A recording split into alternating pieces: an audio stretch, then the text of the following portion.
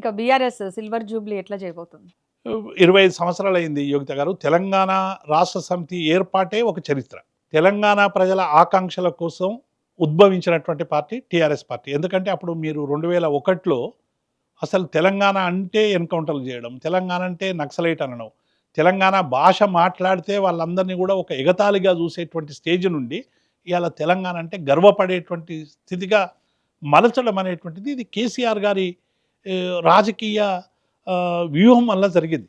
ఈ 14-15 ఏళ్ల ఉద్యమ ప్రస్థానం, 10 ఏళ్ల మా అభివృద్ధి ప్రస్థానం. 10 ఏళ్ళు కేసీఆర్ పరిపాలనలో నీటి కోసం కానీ, విద్యుత్ కోసం కానీ, సంక్షేమం కోసం కానీ, అభివృద్ధి కోసం కానీ, ఐటీ రంగంలో కానీ అన్ని రంగాల్లో చేసినటువంటి అభివృద్ధిని ఈ రెండింటినీ మననం చేసుకుంటూ భవిష్యత్తులో బీఆర్ఎస్ పార్టీని అధికారంలోకి తీసుకురావడానికి ప్రజల పక్షం ఎట్లా ఉండాలి,